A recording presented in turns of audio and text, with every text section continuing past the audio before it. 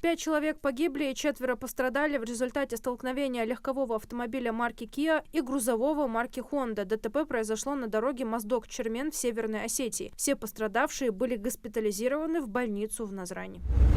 Комитет Госдумы по туризму займется устранением пробелов в законодательстве по вопросам, касающихся организации сельского туризма в России. Ранее президент России Владимир Путин подписал закон, который позволит фермерам оказывать услуги в сфере сельского туризма, в том числе размещать туристов в гостевых домах на сельхозземлях. В Госдуме отметили, что сразу возникли вопросы с размещением, использованием помещений или организацией мест, где могут остановиться туристы.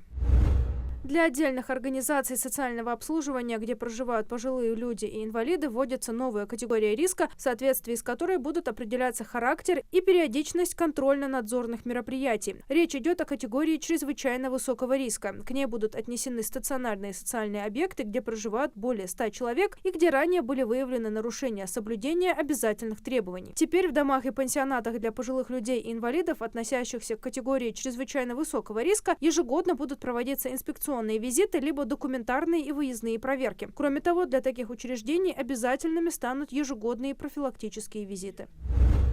В Малгобекском районе идет капитальный ремонт высоковольтной воздушной линии электропередачи Вознесеновская-2 «Новый Редант», обеспечивающей электроэнергией 4 сельских поселения – Новый Редант, Аки-Юрт, Зязиков-Юрт и Нижние Очлуки. Для обеспечения устойчивого электроснабжения потребителей энергетики заменят 5 опор и 6 километров 400 метров ветхого провода. Вместо 998 изоляторов будут установлены современные аналоги.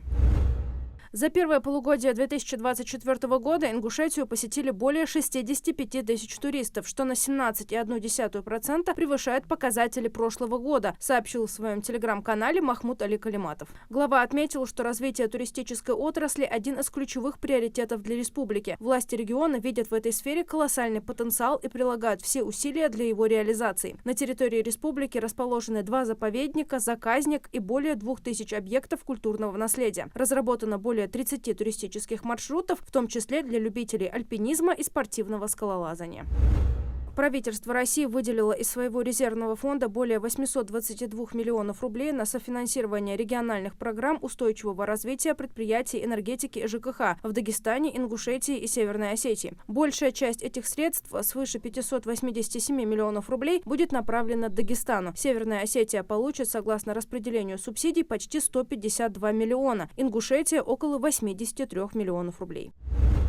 Депутаты внесут в Госдуму законопроект, которым предлагается ввести государственное регулирование цен на основные продукты питания. В сопроводительных документах предлагается, что размер предельных торговых наценок устанавливается высшим исполнительным органом субъекта России, но не может превышать для хозяйствующих субъектов, осуществляющих оптовую торговлю продовольственными товарами, более 5% к отпускной цене производителя таких товаров, а для организации розничной торговли – более 15%.